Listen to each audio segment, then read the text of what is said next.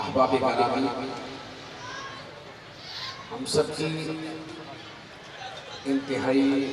خوش بختی ہے اور خوش قسمتی ہے کہ ہم محفل سیرہ مبارک کے اندر شریک ہیں اور اس مقدس محفل میں خانقاہ عالیہ قادریہ نوشاہیہ کلی شریف کے ولی عہد حضرت صاحبزادہ والا شان عالی مقام جناب صاحبزادہ پیر سید حمدان حسن خورشید گیلانی آپ سے خطاب فرمانا چاہتے ہیں۔ حضرت صاحبزادہ پیر سید حمدان حسن خورشید گیلانی، نعرہ تکبیر، نعرہ رسالت،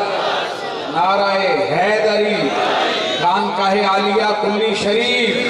خانقاہ عالیہ کلی شریف۔ اما بعد فاعوذ باللہ من الشیطان الرجیم،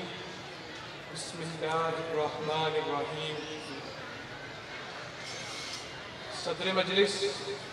معزز حاضرین، مجھے آج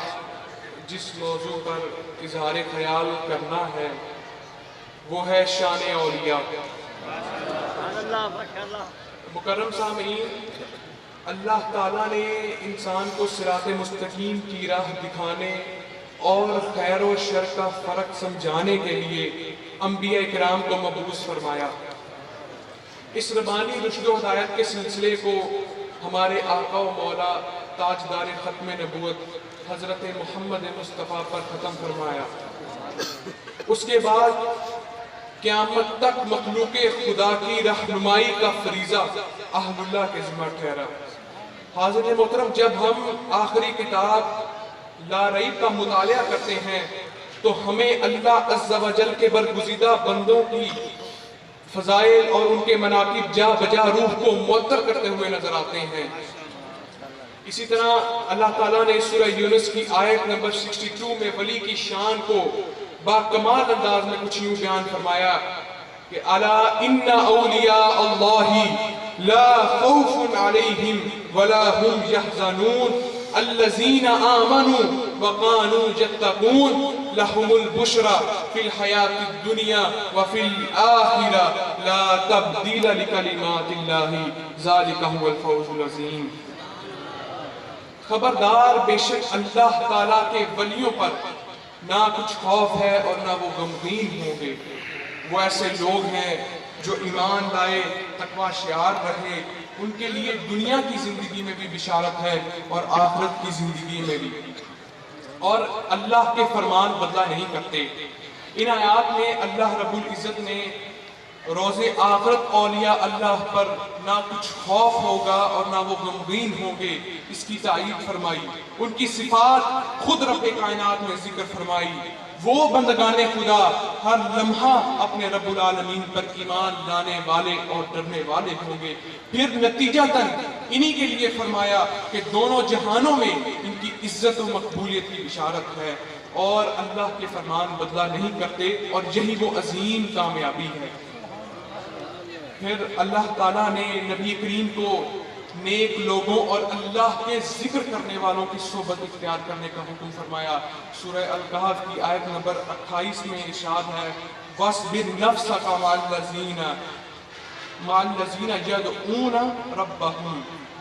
اور روکے رکھیے اپنے آپ کو ان لوگوں کے ساتھ جو پکارتے ہیں تمہارے رب کو صبح و شام، طلبگار ہیں اس کی رضا کے۔ انسان جب خشوع و خضوع کی منزل پر آتا ہے تو اسے تقوی کی معراج نصیب ہوتی ہے۔ اس لیے اللہ رب العزت نے سورہ توبہ کی آیت نمبر 119 میں ارشاد فرمایا یا ایھا الذین آمنوا اتقوا اللہ وکونوا مع الصادقین، اے ایمان والو تقوی اختیار کرو اور صادقین کی صحبت اختیار کرو۔ اس آیت کریمہ میں تقوی اختیار کرنے سے مراد یہ ہے کہ تقوی اس طرح اختیار کیا جائے گا کہ صالحین کی صحبت اور اولیاء اللہ کی صحبت اختیار کی جائے، ان سے فیض یاب ہوا جائے، اور تقوی اس کے بغیر اختیار نہیں کیا جا سکتا۔ پھر اسی لیے سورہ الزخرف کی آیت نمبر 67 میں اللہ تعالیٰ نے ارشاد فرمایا کہ الاخلاء یومئذ بعضهم لبعض عدو الا المتقین، سارے دوست و احباب اس دن ایک دوسرے کے دشمن ہوں گے سوائے پرہیزگاروں کے، انہی کی دوستی اور ولایت کام آئے گی، نیک لوگوں کی دوستی کل قیامت کے دن بھی کام آئے گی اور آج بھی کام آ رہی ہے۔ اولیاء اللہ کی صحبت کی فضیلت میں آپ صلی اللہ علیہ وآلہ وسلم نے ایک حدیث میں بہت اچھی مثال سے سمجھایا کہ اچھی مجلس اور بری مجلس کی مثال اس طرح ہے جس طرح خوشبو بیچنے والے اور بٹی سلگانے والے کی مثال ہے۔ اگر عطار تمہیں خوشبو نہ بھی دے تب بھی تمہارے کپڑوں تک عطر کی خوشبو پہنچ کر رہے گی، اگر تمہارے کپڑوں پر بٹی کی چنگاری نہ بھی پڑے پھر بھی اس کا دھواں تمہارے کپڑے میلے ضرور کرے گا۔ نبی کریم کی اس بیان کردہ حدیث میں اتنے خوبصورت پیرائے میں اچھے اور برے ہم نشین کی مثال بیان کی گئی ہے کہ اس سے بہتر تمثیل ممکن ہی نہیں، اور عبرت ہے ایسے لوگوں کے لیے جو فحاشی و بےہودگی کی سے لبریز مجالس میں شریک ہوتے ہیں اور پھر یہ تصور قائم کر لیتے ہیں کہ ہم نے کون سا عمل حصہ لیا ہے۔ الغرض مذکورہ بالا حدیث مبارکہ سے یہ ثابت ہوتا ہے کہ نیکوں کی صحبت سراسر خیر و برکت کا باعث ہے، نیکوں کی صحبت رجوع الی الراہ اور رجوع الی الرسول کا باعث ہے۔ قرآن کریم کی پہلی سورت سورہ الفاتحہ میں اللہ رب العزت نے انسان کو ایک بہت خوبصورت دعا سکھائی، اہدنا الصراط المستقیم، ہمیں سیدھا راستہ دکھا، صراط الذین انعمت علیہم، ان لوگوں کا راستہ جن پر انعام فرمایا گیا، غیر المغضوب علیہم ولا الضالین، ان لوگوں کا نہیں جن پر غضب کیا گیا اور نہ ہی گمراہوں کا۔ ان آیات میں اللہ رب العزت نے صراط مستقیم کے جواب میں نہ زکوٰۃ نہ روزہ نہ حج بلکہ صراط مستقیم انعام یافتہ بندوں کی پیروی اور ان کی صحبت اختیار کرنے کو قرار دیا۔ قرآن کریم میں ایک اور جگہ ارشاد ہے وَمَن يُطِعِ اللَّهَ وَالرَّسُولَ فَأُولَٰئِكَ مَعَ الَّذِينَ أَنْعَمَ اللَّهُ مِنَ النَّبِيِّينَ وَالصِّدِّيقِينَ وَالشُّهَدَاءِ وَالصَّالِحِينَ وَحَسُنَ أُولَٰئِكَ رَفِیقًا، اور جو کوئی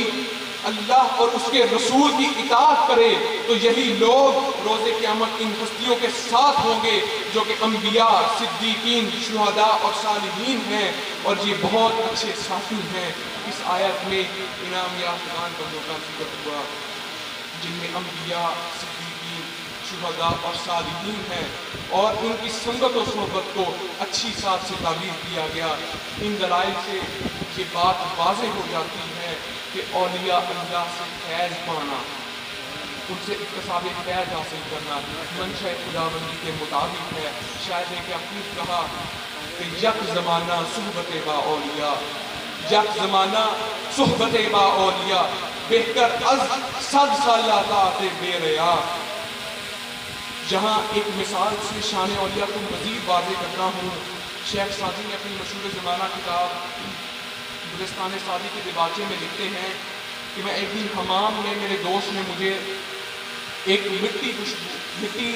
تحفے میں دی۔ میں نے اس مٹی سے پوچھا کہ تجھے اتنی مشک تجھ سے آ رہی ہے، تو نے تو مجھے مست کر دیا ہے، تو عنبر ہے یا مشک؟ تو اس مٹی کہنے لگی کہ میں تو وہی مٹی ہوں لیکن ایک عرصے تک پھولوں کی صحبت میں رہی ہوں جس کی وجہ سے یہ میرے جمال کا کمال ہے کہ جس کی وجہ سے میرے سے یہ خوشبو آ رہی ہے۔ اللہ تعالیٰ نے انسان کی سرشست میں یہ خصوصیت رکھی ہے کہ وہ دوسروں کا اثر بہت جلد قبول کرتا ہے۔ کسی کے پاس اٹھنا بیٹھنا چلنا پھرنا، اس کے خیالات، نظریات، سیرت و کردار، اخلاق اور گفتار کا طریقہ بالکل اسی شخص کے مطابق ہو جاتا ہے جس کی صحبت وہ اختیار کر لیتا ہے۔ اسی لیے قرآن کریم اور احادیث مبارکہ میں یہ صالحین کی صحبت اختیار کرنے کا واضح حکم ہے۔ اسی طرح احادیث مبارکہ میں محبوب رب العالمین نے ولی کی شان کو باکمال انداز میں کچھ یوں بیان فرمایا کہ من آدا لی ولیًا فقد آذنتہ بالحرب، جس نے میرے ولی کے ساتھ عداوت رکھی اس کے ساتھ میرا اعلان جنگ ہے۔ اور میرا بندہ جن چیزوں سے میرے قریب ہوتا ہے ان میں مجھے فرائض سے زیادہ کوئی شے پسند نہیں، اور میرا بندہ نوافل کے ذریعے میرے قریب ہوتا رہتا ہے حتیٰ کہ میں اسے اپنا محبوب بنا لیتا ہوں۔ پھر جب میں اس سے محبت کرتا ہوں تو میں اس کی آنکھیں ہو جاتا ہوں جس سے وہ دیکھتا ہے، میں اس کے کان ہو جاتا ہوں جس سے وہ سنتا ہے، میں اس کے ہاتھ ہو جاتا ہوں جس سے وہ پکڑتا ہے، اور میں اس کے پاؤں ہو جاتا ہوں جس سے وہ چلتا ہے۔ حاضرین محترم، اس حدیث سے یہ بات بالکل واضح ہو جاتی ہے کہ ولی اللہ سے محبت کرنا اللہ رب العزت سے محبت کرنا ہے، ولی اللہ سے دشمنی رکھنا اللہ تعالیٰ سے دشمنی رکھنا ہے، اور اولیاء اللہ کی مخالفین کے خلاف رب تعالیٰ نے اعلان جنگ بھی کیا ہے، حتیٰ کہ اللہ رب العزت اپنے ولی کے اس قدر قریب ہو جاتا ہے کہ اس کی سماعت میں نور ربانی کا فیض عام ہو جاتا ہے، اس کی گرفت میں الوہی رضا شامل ہو جاتی ہے، اور اس کی بصارت میں نور ربانی کا فیض عام ہو جاتا ہے، اور سب سے بڑھ کر کہ وہ مستجاب الدعوات ہو جاتا ہے۔ آج کل ہر کسی کے لب پر یقیناً یہ سوال ہے کہ کس کی صحبت اختیار کی جائے، کس کی بیعت کی جائے، اصلی صوفی کون ہے، کس کی سنگت اختیار کی جائے؟ تو قربان جائیں، تاجدار کائنات نے یہ بھی مسئلہ حل فرما دیا۔ سورہ النساء کی حدیث ہے کہ سئل رسول اللہ عن اولیاء اللہ الذین اذا رؤوا ذکر اللہ۔ حضرت عبداللہ بن عباس سے روایت ہے کہ حضور نبی کریم سے پوچھا گیا کہ اولیاء اللہ کون ہیں؟ آپ نے فرمایا وہ لوگ جنہیں دیکھنے سے اللہ یاد آ جائے وہ اولیاء اللہ ہیں۔ حاضرین محترم، آخر میں ولی کی شان کو آپ کے سامنے عام فہم انداز میں اور صوفیہ کی حقیقت کو آپ کے سامنے بیان کرتا ہوں کہ ولی کون ہوتا ہے، ولی کسے کہتے ہیں۔ حاضرین محترم، ولی نام ہے قرآن و سنت کے مطابق جینے کا، ولی نام ہے ہر لحاظ سے اتباع شریعت کا، ولی نام ہے عشق مصطفیٰ میں تڑپتے رہنے کا، ولی نام ہے علم نافع کرنے والے کا، ولی نام ہے عمل صالح کرنے کا، ولی نام ہے حسن اخلاق رکھنے والے کا، ولی نام ہے اصلاح ذات کرنے والے کا، ولی نام ہے دوسروں کی خاطر جینے کا، ولی نام ہے دوسروں پر خرچ کرنے کا، اور ولی نام ہے رجوع اللہ اور رجوع الرسول کا۔ سامعین مکرم، خانقاہ عالیہ کلی شریف پر آج ہم سب آئے ہیں تو ایک پیغام اس خانقاہ کے اکابر اولیاء حضرت پیر سید شاہ سوار شمس غوث اور قبلہ پیر سید خورشید الحسن خورشید، آپ کی تعلیمات کیا ہیں؟ تو عرض کرتا ہوں کہ حضرت قدوۃ الاولیاء بابا جی پیر سید شاہ سوار شمس غوث کا پیغام درس خودی ہے، جیسا کہ علامہ اقبال نے کہا کہ میرا طریق امیری نہیں فقیری ہے، خودی نہ بیچ غریبی میں نام پیدا کر۔ اور پھر اسی طرح شاعر مشرق نے کیا خوب کہا کہ دیار عشق میں اپنا مقام پیدا کر، نیا زمانہ نئے صبح و شام پیدا کر۔ حضرت پیر سید خورشید الحسن خورشید، آپ کا پیغام دین پر عمل کرنا ہے، تو اس کے اوپر بھی شاعر مشرق نے کیا خوب کہا کہ فرشتوں سے بہتر ہے انسان بننا، فرشتوں سے بہتر ہے انسان بننا، مگر اس میں پڑتی ہے محنت زیادہ،